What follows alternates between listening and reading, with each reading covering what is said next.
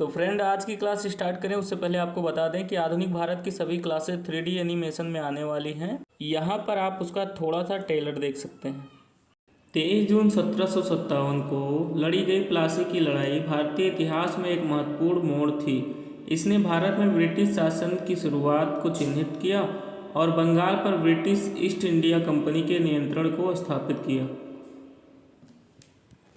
Global hunger index 2024, तो ये news जो है ये 11 अक्टूबर को प्रकाशित की गई है। तो आइए जानते हैं क्यों है चर्चा में। दरअसल हाल ही में जारी किए गए ग्लोबल हंगर इंडेक्स 2024 में भारत की स्थिति 127 देशों में 105वें स्थान पे बताई गई है, जो कि ये बताता है कि भारत कहीं ना कहीं भुखमरी की कगार पे खड़ा हुआ है। तो वर्ष 2024 में इस इंडेक्स में नेपाल की स्थिति 68 नंबर पे है और श्रीलंका की 56 नंबर पे है। बांग्लादेश की स्थिति 84 नंबर पे है। अब ये सभी देश फ्रेंड्स ऐसे हैं जिनकी स्थिति कहीं ना कहीं इंडिया की तुलना में बहुत ज्यादा बेटर है। यहाँ पे पाकिस्तान की रैंकिंग बताई गई है 109वें स्थान पे है, जो कि हमसे थोड़ा सा पीछे है। लेकिन हमें अपनी तुलना जो है वो नेपाल या फिर श्रीलंका या फिर अपने से जो बेटर देश है उनसे करनी है, ना कि पाकिस्तान से करनी है। हमें अपनी कोई तुलना पाकिस्तान से नहीं करनी है, ठीक है।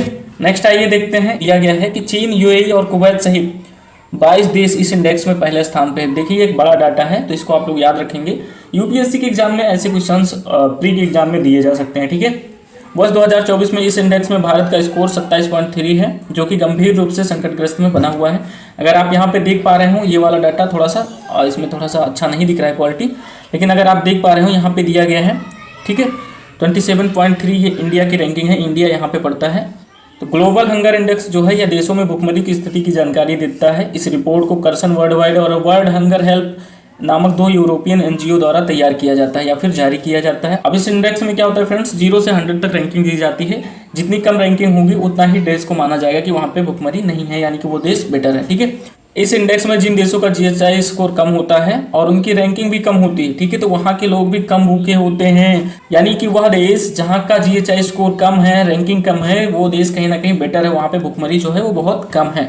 तो फ्रेंड्स, अगर आप आगे देखना चाहें कि जीएचआई स्कोर की गणना कैसे की जाती है, तो यह मुख्यतः 3 आयामों पर आधारित होता है: अल्पपोषण, शिशु मृत्यु दर और चाइल्ड अंडर न्यूट्रिशन। अब चाइल्ड अंडर न्यूट्रिशन को 2 भागों में बांटा जाता है, चाइल्ड वेस्टिंग और चाइल्ड स्टंटिंग। अगला पॉइंट दिया गया है, स्कोर स्केल पर 0 सबसे अच्छा स्कोर होता है, वहीं 100 जो होता है वो सबसे खराब स्कोर होता है। तो ये पॉइंट भी दिया जा सकता है प्री के एग्जाम्स में।